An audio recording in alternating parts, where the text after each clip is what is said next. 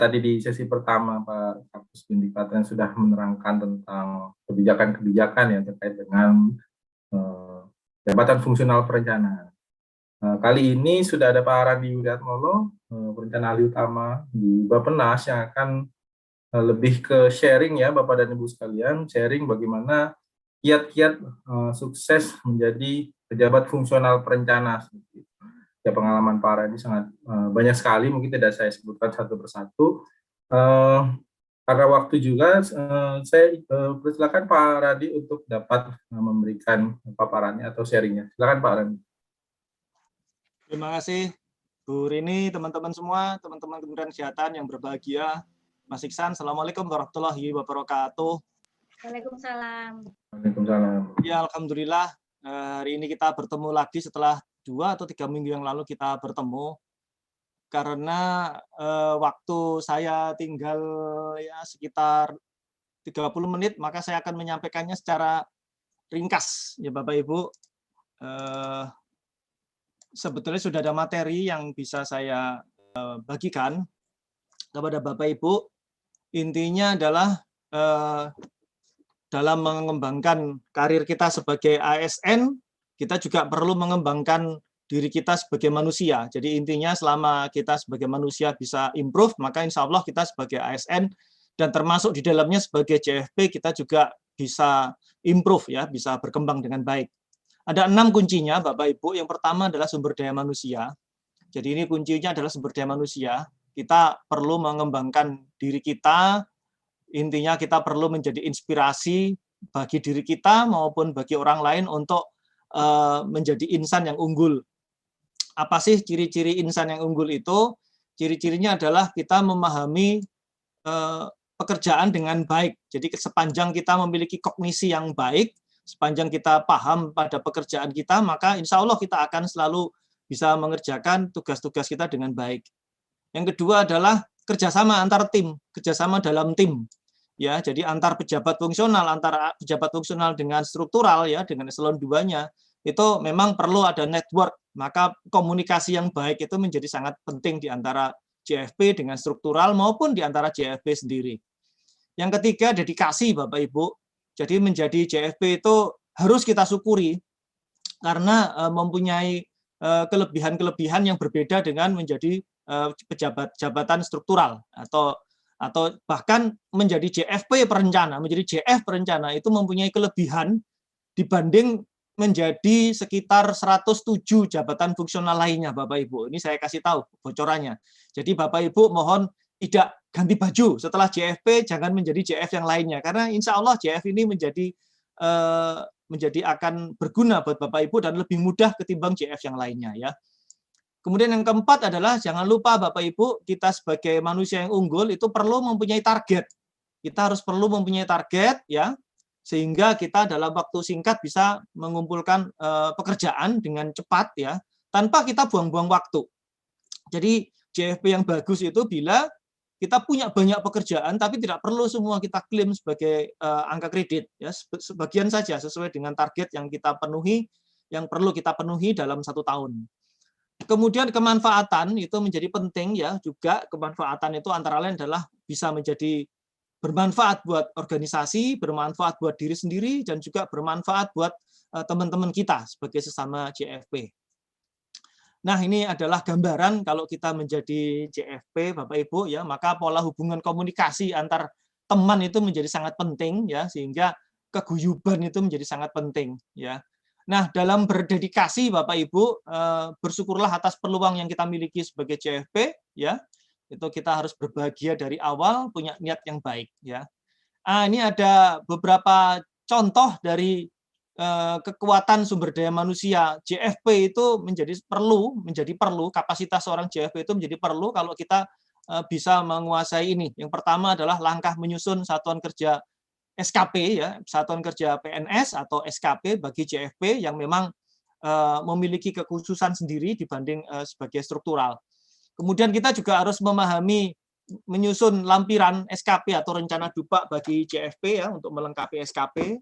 Kemudian kita juga perlu memahami tata cara pengelolaan kegiatan perencanaan pembangunan dan penyusunan angka kreditnya. Kita perlu tata kelola penyelenggaraan kegiatan penunjang dan penyusunan angka kreditnya, kita perlu tata kelola penyelenggaraan kegiatan profesi dan penyusunan angka kreditnya, perlu penyusunan dupak dan pemberkasan dokumennya. Nah, ini yang tadi saya sudah dengarkan selama diskusi dengan Pak Guspika, Bapak Ibu perlu pengetahuan dan keterampilan untuk merangkai laporan kegiatan perencanaan bangunan. Dan yang paling penting juga di sini, terutama yang hasil konversi menjadi JF Madya atau koordinator, ya, itu Bapak Ibu perlu memahami teknik dan format penyusunan policy brief dan position paper, policy review, dan policy research. Ya, ini sangat perlu Bapak Ibu pahami. Di samping tadi pertanyaan-pertanyaan yang mendasar seperti bagaimana menyusun SKP, bagaimana kaitan pekerjaan saya sekarang dengan SKP, bagaimana kaitan pekerjaan saya sekarang dengan laporan kegiatan perencanaannya. Nah, apakah harus menjadi laporan kegiatan perencanaan, apakah harus menjadi kegiatan profesi, apakah harus menjadi kegiatan penunjang. Nah, itu merupakan pengetahuan tersendiri yang harus Bapak Ibu lakukan. Silahkan nanti Bapak Ibu hubungi saya bila menginginkan penjelasan kegiatan-kegiatan mulai AA1, AA2, AA3, A4, AA5, A6 sampai AA10 ini. Kami nanti dari pengurus nasional PPPPI akan menyediakan waktu untuk Kementerian Kesehatan bila Bapak Ibu berkirim surat kepada kami gitu ya untuk Bapak Ibu paham mengenai teknik dan format penyusunan laporan-laporan kegiatan perencanaan dengan format-format yang saya sebutkan ini. Nah, kemudian yang kedua, sumber daya aset Bapak Ibu. Jadi Bapak Ibu sekarang memiliki aset yaitu organisasi. Ya, Bapak Ibu memiliki aset berupa organisasi yang di dalamnya itu ada dana, ada kegiatan ya yang baik bersifat tangible maupun intangible. Itu manfaatkan dengan sebaik-baiknya untuk mengumpulkan angka kredit Bapak Ibu. Ya, contoh misalnya kalau Bapak Ibu ingin mengembangkan angka kredit selain menjadi kegiatan perencanaan juga menjadi kegiatan profesi, maka hasil laporan kegiatan perencanaan Bapak Ibu bisa Bapak Ibu diskusikan dengan teman-teman lain ya. Itu kuncinya kalau networking yang saya sebut tadi itu. Jadi setelah Bapak Ibu membuat laporan kegiatan perencanaan, Bapak Ibu bisa mendiskusikannya dengan teman-teman lain. Nah, itu gunakanlah sumber daya aset yang ada di organisasi, yaitu misalnya rapat gitu ya. Ya untungnya sekarang pandemi ya, itu nggak perlu lagi ngundang rapat ngasih konsumsi, tapi cukup bermodal Zoom itu sudah bisa kita melakukan rapat. Dan itu sudah cukup untuk menjadi bekal kita memperoleh angka kredit profesi. Nah, ini saya skip saja, langsung ke metode kerja. Kita perlu mampu mengembangkan dan atau mahir menguasai metode kerja atau teknik kerja sesuai teknologi sebagai dasar proses kerja. Tadi saya mendengar ada pertanyaan dari Pak Dokter siapa gitu. Ya Pak, soal entry data itu Bapak bisa menggunakan instrumen apapun. Bapak bisa menggunakan instrumen apapun, mulai dari yang paling sederhana, misalnya pakai kalkulator itu boleh Bapak ya. Ntar tinggal difoto, kemudian di fotonya itu ditampilkan di lampiran. Cukup, itu berarti Bapak sudah melakukan entry data dengan menggunakan kalkulator. Kemudian Bapak menggunakan Excel, bisa, itu silahkan Bapak. Nanti Bapak print screen Excel itu, kemudian dilampirkan di belakang sebagai bukti bahwa Bapak telah melakukan pengentrian data. Atau Bapak menggunakan misalnya SPSS, SAS, EViews, atau pakai Python, atau pakai Jupyter, boleh. Itu terserah Bapak. Yang penting ada aktivitas mengentry data, dan itu bisa dibuktikan dengan kalau nggak foto ya print screen dari hasil kegiatan yang Bapak lakukan dalam mengentry data. Nah, metodologi ini menjadi sangat penting Bapak Ibu, seperti yang saya sebut tadi. Salah satu kemampuan JFB adalah mampu membuat laporan kegiatan perencanaan dengan teknik dan format tadi itu ada 5 ya, mulai dari policy brief, position paper, terus kemudian policy paper, policy review, dan research paper atau research policy. Itu salah satu tekniknya. Ini yang Bapak Ibu, 5 teknik ini yang perlu Bapak Ibu kuasai, dan ini salah satu metodologi yang perlu menjadi yang perlu dimiliki oleh seorang JFB. Metode kerja ini menjadi penting karena akan mempermudah kita dalam mengumpulkan angka kredit Bapak Ibu. Nah, ini salah satu contoh sederhana dari mengumpulkan dalam metode kerja. Kita punya template laporan kegiatan perencanaan. Ya, kita punya template laporan kegiatan perencanaan. Template-nya misalnya adalah tidak boleh tidak dalam sebuah laporan kegiatan perencanaan itu harus mengikuti skema penyusunan makalah yang baik. Makalah yang baik itu terdiri dari pendahuluan yang isinya antara lain latar belakang, tujuan, identifikasi masalah, tujuan penulisan, ya, terus kemudian konsep dan teori, terus kemudian metode metode analisis, terus kemudian hasil dan pembahasan, dan kemudian penutup yang isinya rekomendasi dan kesimpulan. Nah, itu kalau diambil angka-angka kreditnya dari Juknis, itu kira-kira seperti ini ragangannya, sistematikanya. Tadi sudah ada yang nanya, bagaimana cara saya mengambil butir-butir angka kredit yang sesuai. Yang pertama adalah tanamkan outline besar dari penyusunan makalah yang baik, ya. Itu yang paling penting. Jadi tanamkan itu artinya apa? Outline-nya ya terdiri dari misalnya bab 1 pendahuluan, kemudian 1.1 itu latar belakang, 1.2 itu identifikasi masalah, dan seterusnya sampai bab 5, 5.1 kesimpulan, 5.2 saran. Seperti itu Bapak Ibu.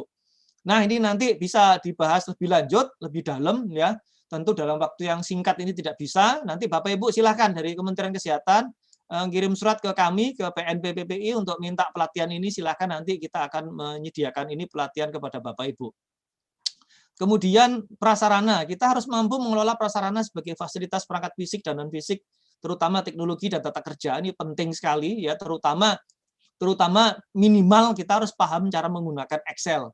Ini apa gunanya? Karena tadi seperti disampaikan Pak Guspika bahwa untuk menyusun laporan kegiatan perencanaan, terutama yang JFE Madya, itu memang membutuhkan keterampilan tersendiri, terutama dalam hal pengolahan data. Nah, oleh sebab itu, prasarana di sini, komputer itu harus cukup memadai. Tidak bisa komputer misalnya 386 atau 486 HD yang lama nggak bisa dipakai.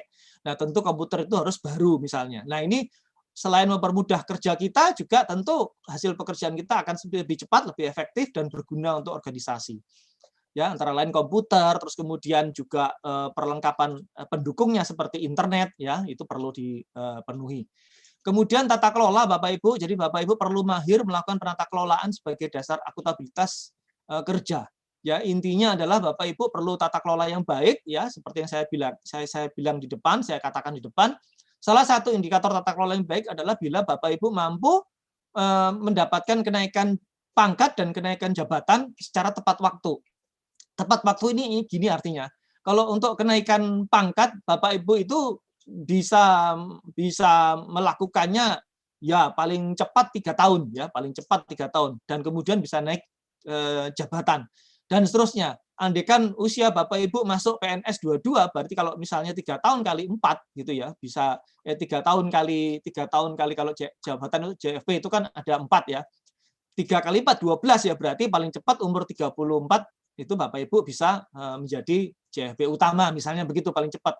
Nah, yang moderate itu misalnya 5 tahun, yang 4 tahun. 4 kali 4, 16, berarti 38 paling cepat dari umur 22 itu Bapak Ibu bisa mencapai, kalau 22 Bapak Ibu 3A, ya berarti nanti di 4C-nya itu Bapak Ibu bisa umur 38, paling cepat. Sebagai contoh, saya misalnya pangkat 4E ini saya peroleh pada usia 44 tahun, terus kemudian menjadi JFP utama pada usia pangkat 4D saya capai pada usia 44 tahun, terus pada 42 tahun, terus kemudian pangkat 4 JFP utama pada umur 44 tahun, terus kemudian pada umur 46 tahun saya dapat 3E. Nah, 4E. Itu yang bisa saya sampaikan kepada Bapak Ibu, bahwa penata kelolaan ini menjadi penting. Oleh sebab itu, kita harus tahu kapan kita harus memilih salah satu dari 5 format penyusunan laporan kegiatan perencanaan bangunan ini. Yang seperti saya sebut tadi, bahwa di dalam Juknis nanti itu akan ada policy brief ya. Nah, itu di situ Bapak Ibu menyusun nota dinas ya, ini ada SKP di sini berarti menjadi rujukan kerja Bapak Ibu dalam setahun ya. Kemudian bisa juga di dalamnya ada disposisi ya. Ini disposisi menjadi dasar kerja kita untuk menyusun policy brief, dipakai nanti untuk persiapan rapat ya, nota dinas tadi kemudian disertai nota dinas, kemudian disampaikan kepada pimpinan dapat angka kredit. Nanti setelah datang di rapat Bapak Ibu bersuara ya, itu laporkan dalam bentuk policy paper. Kemudian dalam bentuk policy paper tadi itu bisa dilanjutkan menjadi policy research, bisa menjadi policy review perjalanan dinas ya, terus kemudian disampaikan menjadi materi pelatihan atau materi sosialisasi atau diseminasi, boleh. Nah, itu dapat angka kredit lagi. Jadi perhatikan bahwa satu kegiatan dapat diformat dengan beberapa macam laporan yang itu bisa mendapatkan angka kredit yang baik ya. Sehingga saya menyarankan sekali kepada Bapak Ibu dalam hal tata kelola, jadilah JFP yang B ini, JFP yang benar ya, JFP super top. Jadi upaya kecil, angka kredit tinggi. Contoh misalnya, dalam 1 minggu seorang JFP memperoleh disposisi 2. Berarti dalam 1 tahun efektif kerja, misalkan ada 40 minggu, berarti 2 kali 40, berarti ada 80 item pekerjaan. Nah, tidak perlu semua 80 item disposisi itu berubah atau diklaim menjadi laporan kegiatan perencanaan, Bapak Ibu. Tidak perlu. Bapak Ibu cukup hitung, misalnya sekarang Bapak Ibu JF muda. Kalau Bapak Ibu JF muda, angka kredit minimal itu 25. Nah, maka kalau misalnya angka kredit minimal itu 25, kemudian satu laporan policy brief itu nilai angka kreditnya adalah 2,5, maka Bapak Ibu cukup dari 80 item pekerjaan itu cukup 10 item pekerjaan saja yang perlu Bapak Ibu klaim menjadi laporan kegiatan perencanaan, yaitu 2,5 kali 10, 25 kan, atau dilebihkan 2, 12 misalnya. Nah, andaikan Bapak Ibu punya target dalam setahun 12 laporan kegiatan perencanaan, cantumkan itu di dalam SKP. Nah, cantumkan itu dalam SKP. Sehingga dalam SKP apabila ada misalnya 80 item pekerjaan, tidak perlu Bapak Ibu semuanya dirupakan dalam bentuk laporan kegiatan perencanaan yang berangka kredit. Cukup 10 saja karena memang butuhnya 10. Toh maksimal misalnya juga kalau JF muda itu 37,5. Jadi nggak mungkin kita boleh lebih. Atau kalau mungkin saja lebih tapi tidak akan dinilai oleh tim penilai. Nah, jadilah JF yang super top ya, upaya kecil itu artinya apa? Cukup 10 kegiatan atau 12 kegiatan dalam setahun, artinya sebulan 1 kegiatan, Bapak Ibu bikin laporan kegiatan perencanaan berangka kredit, ya, dengan ketentuan laporan tersebut sudah baik. Nah, cara baiknya adalah ikuti teknik dan format penyusunan laporan angka kredit, laporan penyusunan kegiatan perencanaan seperti yang saya sampaikan di depan tadi itu. Ikuti. Silakan aja Bapak Ibu nanti mengajukan kepada kami, nanti kita akan latih Bapak Ibu. Nah, jangan jadi JFP yang A ini Bapak Ibu. Ya sibuk sekali, kegiatannya banyak, 80 kegiatan semua dilakukan semua, 80 kegiatan semua diklaim menjadi angka kredit, tapi angka kreditnya juga tinggi juga, tapi percuma, ya kan? Nah, atau angka kreditnya rendah. Jadi upaya yang kecil, ya kegiatan yang kita miliki kecil, tapi kita juga malas mengumpulkan angka kredit. Atau kegiatan yang kita lakukan banyak, laporan angka kreditnya juga banyak, namun hasilnya kecil, angka kreditnya rendah. Nah, ini kerugian yang nyata kalau menjadi JFP yang golongan D ini ya. Golongan D atau golongan C. Golongan D ini kerugian nyata, kalau golongan C ini serendahnya iman. Imannya JFP karena apa? Malas ngumpulin angka kredit. Kalau kerugiannya nyata, ini mungkin upaya yang besar, laporannya banyak, namun banyak yang salah. Nah, ini berarti rugi kita. Rugi artinya terlalu banyak laporan kegiatan perencanaan, tapi hasilnya yang dinilai oleh tim penilai menjadi kecil. Karena apa? Karena kita tidak cerdas dalam menyusun laporan kegiatan perencanaan. Nah, ini penata kelolaan yang baik, Bapak Ibu, menjadi penting ya. Kemudian kemanfaatan, nanti kita perlu memahami kemanfaatan tugas dan karya kita yang supaya kita punya value ya. Nah, ini bisa berkembang menjadi laporan kegiatan profesi ya. Jadi misalnya dalam setahun itu kita punya 12 laporan ya dalam bentuk policy brief. Jika kita jadiin satu menjadi bunga rampai lalu kita terbitkan buku dengan penerbitnya dari unit kerja Bapak Ibu, dari rumah sakitnya Bapak Ibu gitu ya. Misalkan laporan minggu pertama, laporan bulan pertama Januari, laporan bulan kedua Februari, laporan bulan ketiga Maret dikumpulkan jadi satu menjadi bunga rampai. Nah, itu bisa menjadi buku Bapak Ibu. Dan ini menjadi laporan kegiatan profesi. Jadi ada kemanfaatan tambahan, yaitu Bapak Ibu punya buku dan kemudian punya tambahan nilai angka kredit dari kegiatan profesi membuat buku. Nah, kalau Bapak Ibu bukunya itu diterbitkan internal, maka angka kreditnya 12,5. Tapi kalau diterbitkan eksternal, artinya mendapatkan ISBN dari Perpustakaan Nasional, maka angka kreditnya 22. Jadi tinggi sekali Bapak Ibu. Nah, itu lumayan untuk menambah angka kredit bila kita mau naik jabatan, dari jabatan muda ke madya, dari madya ke utama. Nah, portofolionya adalah salah satunya dari kegiatan profesi, Bapak Ibu. Nah, ini kemanfaatan-kemanfaatan yang saya selalu sampaikan kepada Bapak Ibu. Ini beberapa buku yang saya bikin, kemudian saya terbitkan ya, kemudian saya pamerkan ini kepada khalayak, dan itu bisa berguna buat organisasi, bisa berguna buat saya juga. Ini salah satu contoh dari kemanfaatan hasil pekerjaan kita, bisa dimanfaatkan oleh pihak lain. Nah, jadi kunci suksesnya menjadi JFP ada 6 Bapak Ibu. Yang paling penting tadi, ini sudah semua saya sampaikan. Ini beberapa materi, contoh-contoh misalnya ya. Contoh-contoh kalau kita mau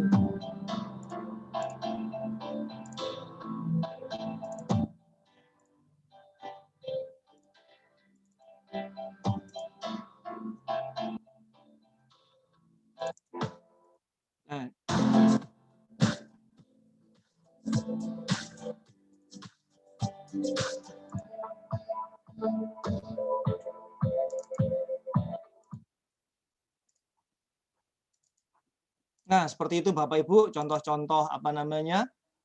Ini kalau contoh lagi teknik penyusunan laporan policy paper ya. Ini saya kasih contoh.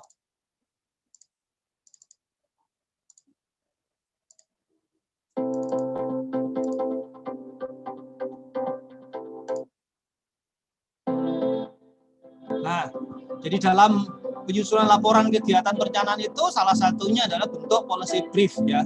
Ini kalau buat JFP, kalau untuk JFP muda itu nilainya 1,4, makalah kebijakan bisa 4,7 ya, policy paper. Terus kemudian policy review bisa 5,6. Terus kemudian pengendalian kekuatan pelaksanaan itu ada sendiri ya, cara menulisnya dan seterusnya. Nah, silahkan aja nanti Bapak Ibu menghubungi kami ya di pengurus nasional PNP PPI gitu, nanti kita akan menyediakan pelatihan buat Bapak Ibu.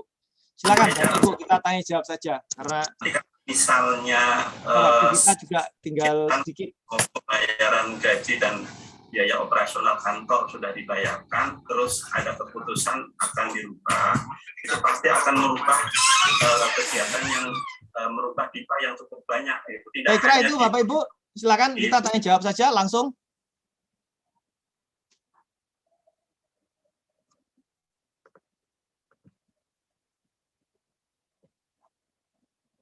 Halo? Ya. Halo? Ya Pak Randy. Yuk silakan aja tanya jawab Bapak Ibu. Ya baik. Silakan Bapak Ibu, mohon maaf tadi saya agak diskoneksi sedikit. Tadi sudah disampaikan paparan dari Pak Randy yang terutama kaitannya dengan 6 kunci sukses menjadi seorang pejabat fungsional perencana seperti itu. Selanjutnya mungkin silakan diajukan pertanyaan apabila ada yang ingin ditanyakan. Nah, di sini saya mulai dengan pertanyaan Ibu Maria Ulfa ya di kolom chat. Apakah ada pelatihan penyusunan laporan atas pekerjaan yang sudah kita lakukan terkait dengan perencanaan pembangunan? Karena sejauh ini terkendala dalam penyusunan laporannya. Silakan Pak. Ya, seperti yang saya sebutkan tadi Bapak Ibu, jadi memang ada ya apa namanya?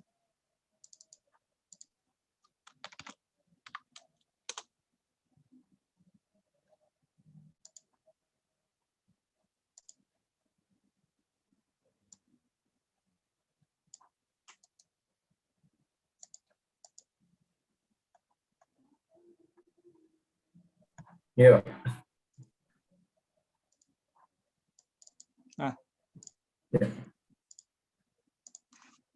Memang ada Bapak Ibu ya, Bu Maria Ulfa ada 5 kelompok kegiatan ya, kan kegiatan kita itu meliputi identifikasi masalah, kegiatan perumusan kebijakan, kegiatan adopsi, kegiatan pengendalian, kegiatan evaluasi, ada 5 kelompok kegiatan. Nah ini masing-masing ada apa namanya, kalau JFP untuk JFP pertama dan muda, ini kita mengambilnya dari butir-butir angka kredit ya. Nah itu kemudian disistematisasikan dalam bentuk ragangan, dalam bentuk outline, dan kemudian totalnya itu bisa 1,4 minimal ya, itu bisa lebih malah ya untuk JFP pertama dan JFP muda.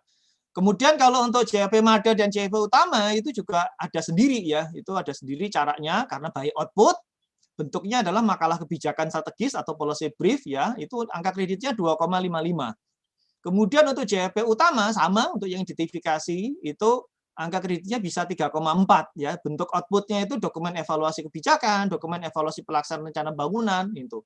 Dan seterusnya, Bu Maria, ini banyak sekali ya yang sebetulnya Ibu bisa apa namanya itu bisa baca atau bisa pelajari nanti. Juga bisa bikin dalam bentuk pendapat ya, makalah pendapat atau position paper itu untuk JFP pertama muda itu angka kreditnya minimal 2,8. Kalau Bapak Ibu JFP Madya atau utama, kalau Bu Maria Ulfa JFP apa? Saya muda Pak, kebetulan yang apa Oke, yang penyetaraan Pak, yang awalnya dari struktural eselon 4 disetarakan ke JFP muda Pak. Ya, kalau Ibu JFP muda berarti angka kreditnya pilih yang 5 format ini, ya 5 format, bukan yang 5 kelompok kegiatan. 5 format ini ada format telaah cepat, format position paper, format policy paper, format site visit, format research paper, ya. Kalau untuk format telaah cepat itu angka kreditnya minimal 1,4 Bu Ulfa, bahkan bisa lebih, ini minimal 1,4 ya. Telaah cepat itu dalam rangka untuk melakukan identifikasi masalah saja. Misalnya Ibu kerja di mana unit kerjanya? Di Balai Litbangkes Aceh, Pak, di bawah Badan Litbangkes. Di Litbangkes Aceh itu ada berapa kegiatan? Ada berapa output? Kalau mengacu ke tabjanya, di kita ada penelitian, publikasi, dan rekomendasi kebijakan, Pak. Ya, kira-kira bahasa teknisnya sektornya itu ada berapa, Bu? Misalkan farmasi, obat-obatan, terus kemudian kedua tenaga medis, ketiga apa gitu? Lebih ke penelitian kesehatan, Pak, dan tulisan karya tulis ilmiah, kemudian rekomendasi kebijakan yang untuk program, Pak. Ya, misalnya Bu Maria Ulfa ya tadi namanya ya. Bu Maria Ya, Ulfa Pak. misalnya di Aceh misalnya ada 5 penyakit gitu kan, 5 penyakit menular gitu. Ibu bisa bikin 5 kajian penyakit menular. Nah, kalau Ibu bikin 5 kajian, berarti Bu Maria Ulfa bisa pilih evaluasi pelaksanaan kebijakan. Nah, evaluasi pelaksanaan kebijakan adalah dampak dari penyelenggaraan kegiatan RKA, dampak dari kegiatan sesuai RKA-KL ya, RKA-KL instansi vertikal kesehatan berarti di Aceh gitu, terhadap dampak terhadap 5 penyakit menular tadi itu masing-masing 1. Berarti Bapak Bu Maria bikin 5. Nah, kalau Bu Maria bisa bikin 5 gitu ya, evaluasi kebijakan, itu angka kreditnya kalau Bu Maria itu JFP pertama muda itu minimal bisa 6,1, Bu. Ya. Oh, iya. Jadi 6,1 kali berapa? 5 laporan kan? 6,1 kali 5 berapa tuh, Bu? Udah 30,5 kan, Bu? 10,5. Cukup, Bu. Iya, berarti kalau Ibu punya item kegiatan yang dibebankan dalam SKP sebanyak 80, Ibu nggak usah semua 80 itu jadi laporan kegiatan, cukup 5 saja. Nah, itu yang saya maksud adalah Ibu harus cerdik dalam memetakan mana yang paling pas yang Ibu bisa kerjakan dengan maksimal gitu, supaya tidak ada alasan buat tim penilai untuk mengurangi angka kredit Ibu. Karena tim penilai ini memiliki standar dalam menilai angka kredit. Misalnya laporan kegiatan keperencanaan itu, misalnya untuk tipologi kegiatan kajian kebijakan, itu harus mengikuti norma, misalnya ada pendahuluan, pembahasan, metodologi, gitu, penutup, gitu Bu, harus ada normanya. Nah ini di Juknis ada.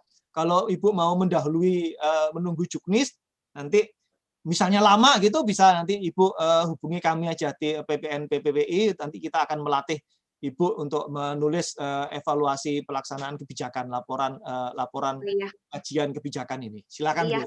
Itu caranya Bu. Pak, sedikit lagi mohon izin. Ya boleh. Jadi gini Pak, kita kan, maksudnya saya nih ya Pak, maksudnya kan dari penyetaraan jabatan. Kalau dulu-dulu itu kan kita bekerja misalnya lebih ke penyiapan anggaran, kemudian rencana kerja tahunan misalnya ini Pak. Nah, rencana kerja tahunan ini kan misalnya kita ditugaskan oleh pimpinan untuk menyusun rencana kerja tahunan. Apakah ini juga bisa dibuat laporan kegiatannya Pak? Sangat bisa sekali Bu. Jadi gini. Oh iya. Kemudian gini Pak, untuk di poin metodologi. Untuk di poin metodologi tadi saya sempat bingung ya. Maksudnya metodologi itu apakah dengan analisis pengolahan datanya atau bagaimana gitu. Sementara untuk rencana kerja yang sudah-sudah itu yang kita tuangkan adalah bagian dari target pencapaian kita untuk di tahun tersebut gitu Pak. Ya, Ibu cukup kalau metodologi atau metode yang relevan aja. Misalnya metode deskriptif analitis gitu. Bisa, jadi cukup dimunculkan dalam bentuk tabel. Oh iya, baik Pak, baik.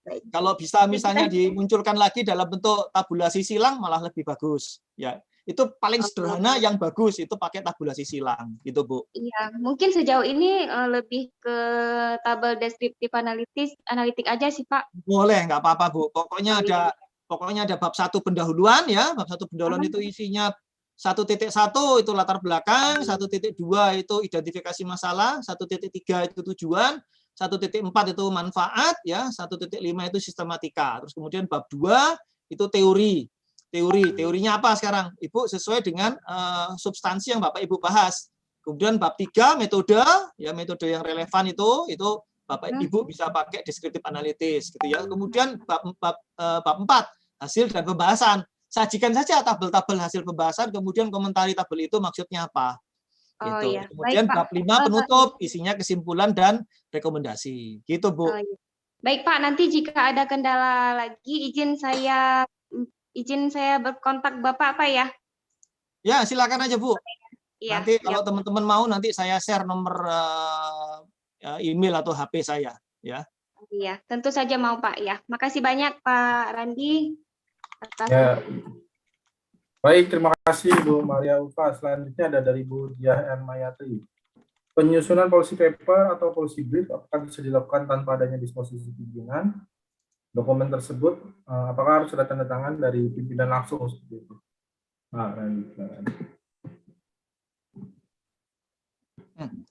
Baik, Bu Diah. Jadi Ibu melakukan kegiatan itu berdasarkan SKP yang pertama.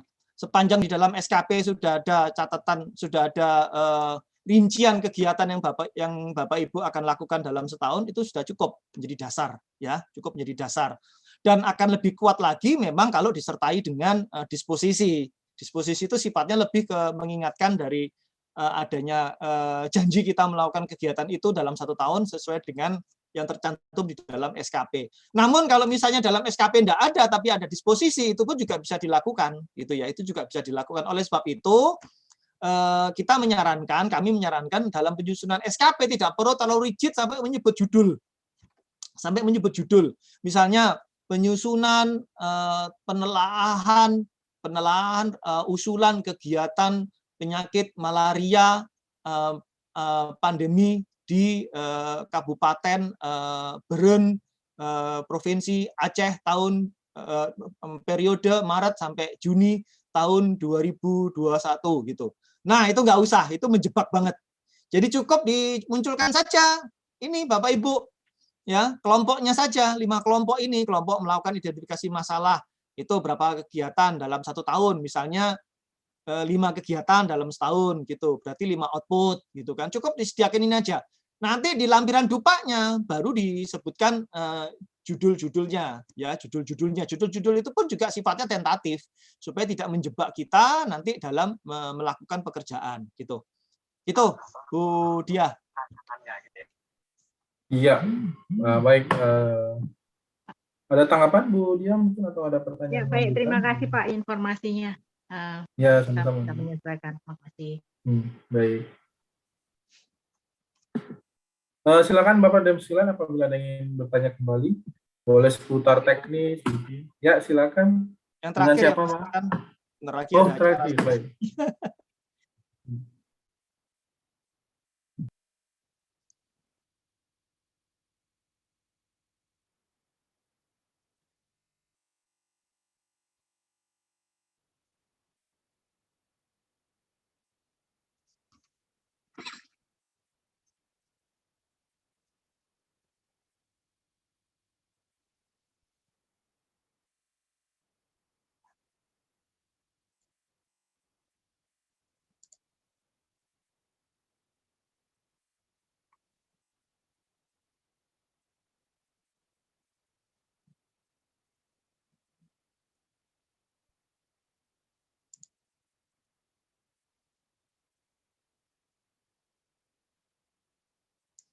Bisa, Mas. Bisa, Mas Aga.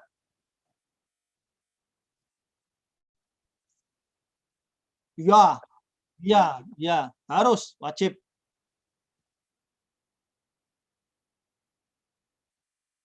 Ya, tapi kan saya bilang semua. Mas Aga mau jadi JFP yang model mana? Nih, jangan terlalu banyak kegiatan, jangan terlalu banyak laporan.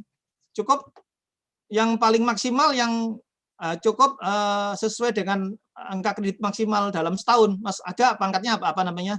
JFP apa? Jabatannya JFP apa? Pertama kan cuma 12,5 kan? 12,5 ya berarti Mas Aga kalau satu laporan nilainya misalnya 2,5 ya cukup 7 atau 8 laporan saja yang dikumpulin.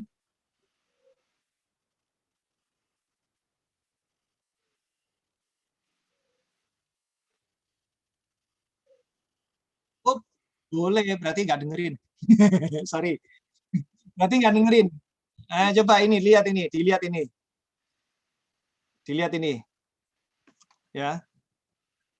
Dilihat ini, ya. Ini butir, ini adalah butir A11, nilainya 0,1, isinya punya jeda terbelakang. Ini butir A12, nilainya 0,2. Berarti ini bisa dirangkai menjadi sistematika yang sesuai dengan format penyusunan laporan yang baik. Gitu. Itu Mas Aga. Kalau Mas Aga bikin skripsi, pernah bikin skripsi, nah itu adalah contoh laporan kegiatan, itu adalah contoh makalah yang baik. Jadi ada bab 1, ada bab 2, bab 3, bab 4, bab 5. Kemudian masing-masing bab itu diisi dengan butir-butir yang sesuai. Kalau misalnya latar belakang, itu di dalam butir-butir angka kredit disediakan, namanya butir A11. Angka kreditnya 0,1. Dan seterusnya sampai ke pengolahan data, ini A8 0,2, tabulasi data A7 0,1 nilainya. Pemasukan data atau entry data A,6. Apa namanya? A6 katanya 0,1 angka kreditnya. Ini caranya, Mas. Ya, enggak apa-apa. Ini yang tadi nggak dijelaskan sama Pak Guspika kan? Sama Pak Guspika atau sama Pak dari Menpan? Belum lah, makanya nanti minta aja ke Bu Rini misalnya, silahkan aja nanti kirim surat ke PNPPI, nanti kita akan latih ini. Ya.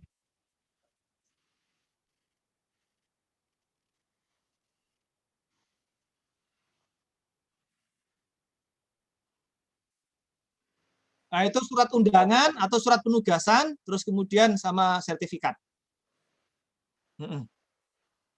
Undangan tidak perlu formal ya. Undangan tidak perlu formal dalam bentuk surat. Misalnya sekarang kan masa pandemi nih, undangannya lewat email nggak apa-apa, di print screen.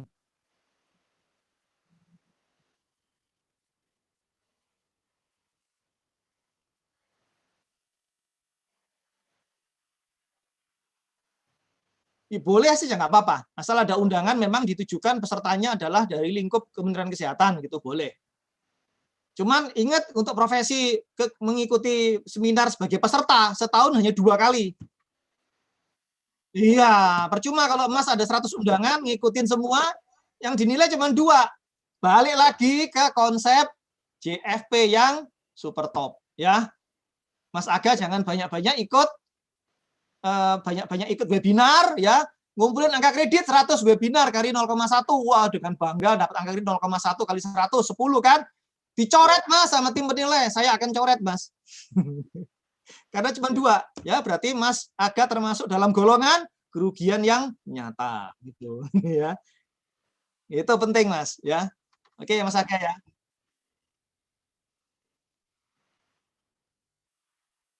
Maksudnya? Enggak. Saya sudah cukup dari kegiatan riset itu, saya sudah cukup angka kreditnya. Untuk policy riset itu saya sudah cukup. Itu kreditnya kan kalau untuk JFP utama itu kan kreditnya 12,5. Saya ngumpulin 4 atau 5 gitu udah cukup. Pangkat saya kan 4E, jadi saya cuma ngumpulin kredit cuma 25. Ya.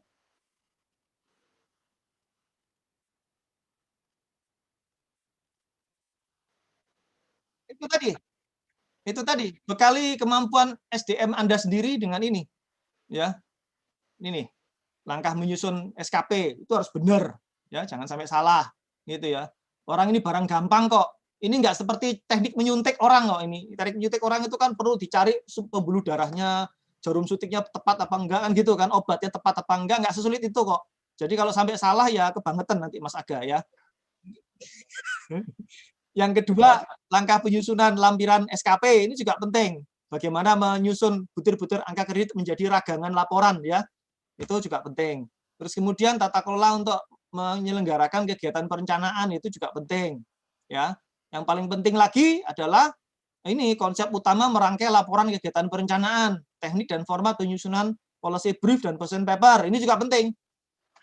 Ya, ini AA1 sampai 10 inilah pokoknya.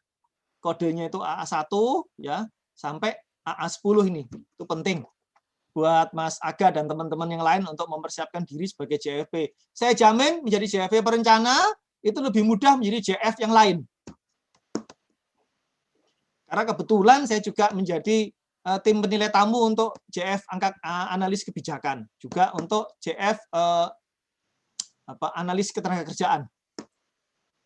Itu kebetulan. Jadi saya ngelihat rumit sekali. Sama ini satu lagi Prakom, Pranata Komputer. Saya juga menjadi penilai tamu di situ. Itu rumit sekali. Dan JF perencana ini termasuk rumitnya memang di sisi kognitif ya. Di sisi kognitif memang jauh lebih tinggi kebutuhannya untuk JF perencana. Itu Mas. Iya. Baik, terima kasih Pak Radi dan Pak Aga. Ya, Pak Radi juga punya ini YouTube channel, semua produk-produk Pak Radi di share. Ya, ada YouTube channel, nanti silakan aja. Makanya ini kalau mau ini ya, ini salah satunya, ini saya share di di chatting ya. Silakan aja Bapak Ibu lihat aja di situ ya.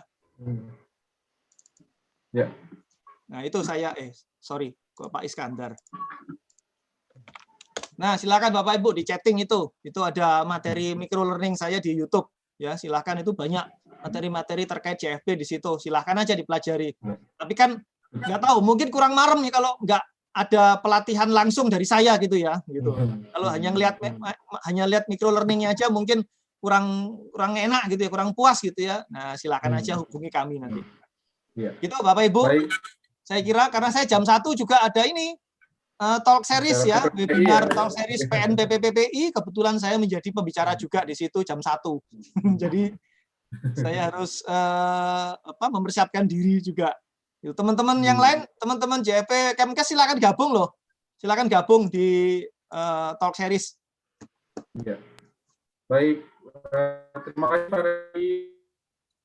Satu lagi mungkin boleh yang mau bertanya, satu aja. Oh, mau satu lagi ya. 5 menit lagi deh. Kalau nggak ada kita tutup. Ya. Silakan Bapak dan Ibu sekalian, apabila ada yang ingin bertanya, satu lagi pertanyaan untuk Pak Randy. Masih ada 5 menit, jadi nanti kita selesai di sekitar 12.30. Silakan Bapak dan Ibu sekalian. Pak Andrianto mungkin? Mungkin Bapak Ibu ada yang profesinya dokter di sini?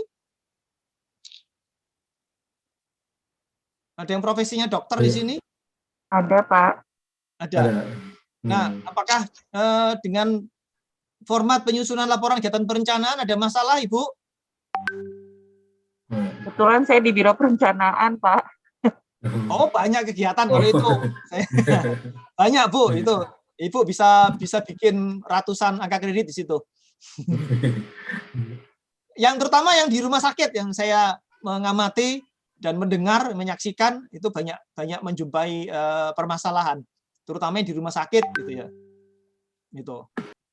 Misalkan di rumah sakit ya, saya kasih contoh misalnya ya. Ya, ada yang banyak yang bertanya tentang nomor WhatsApp Pak Randy di kolom. Oh, nomor WhatsApp boleh. Nomor WhatsApp. Email aja ya, kalau WhatsApp saya takutnya nggak kebalas Bapak Ibu. Silakan di email aja.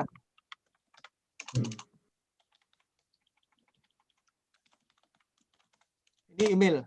Kalau WhatsApp ya nggak apa-apa saya kasih, tapi saya takutnya nggak kejawab Bapak Ibu karena kalau yang masuk di WA saya ini lumayan banyak.